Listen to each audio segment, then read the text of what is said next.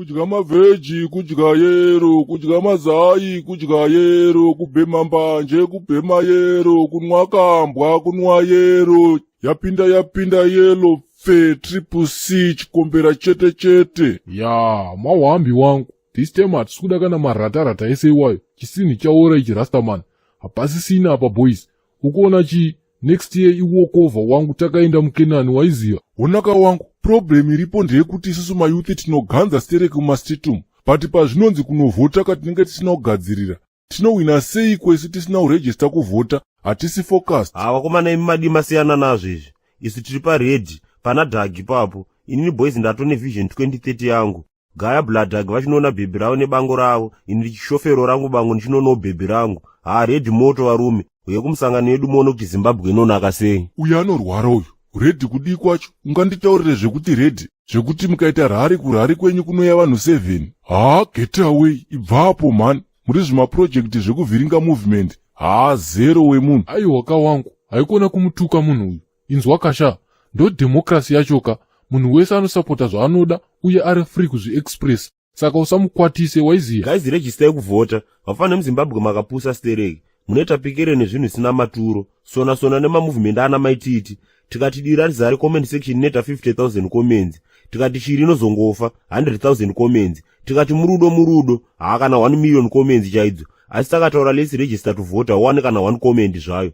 We are unfocused as the youth. Ndosaka chigara tichibiriro. Baba makarumbuki unosei nyaya iyi. Ndikutombogara zvangu sichazvika iri paZimbabwe.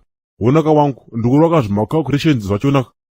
Kuti rofu rine chingwa rine 18 slices, rikuita chi $344. Then iso tikati 344 divided by 18, turikuwana chi 19.7. So which means the roughly slice rechingwa rikuita chi 20 nhoshi. Yes, aya baba makarwa. Makaona kuti zvechirungu zvainetsa mukati beta kuita yenyu zvemetsika. Hande itinzwe.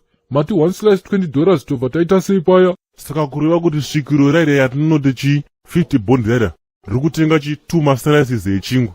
Kureva kuti pa 100 bond tinotenga less than 5 maslices, less than half irakomana pa $100. Pakadaro moti nyika iri kusimukira imimika imi. I blame tose tuma opposition utu, because ukatiri kubva toenda chi kunyika dzekunze uko tobva tanga kunochema tobva tapiwa zvimasanctions zvinhu zvouma. Apa mutungamiriri bo zvekuti pasine maopposition. Pamabondi pakabikwa Mbodza paye. Gaya kuti 100 bondi na 100 US matwin brothers. Asungoti 100 bondi twin rine Down syndrome chete. Iwe Garwe, unoti mhosva yeopposition sei? Indava uri kurwara njere iwewe.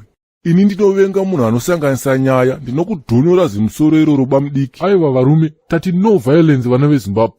Munodhowira kupondana mumastritsika, apa timu racho ramunenge muchirwiraka rinenge richitotamba gorofu rese maweekends. Ngatifocusei boys, otherwise next year yelo yenyu inorohwai. Inini personally blame vanhu vekuepuwete. Mungavimbiswe kunzi vhoterai nyika inonaka, movhota mopuwa rofu rechingwa rakanyorwa kunzi BMW nekadovi 1. Level rekupusa kwachoka.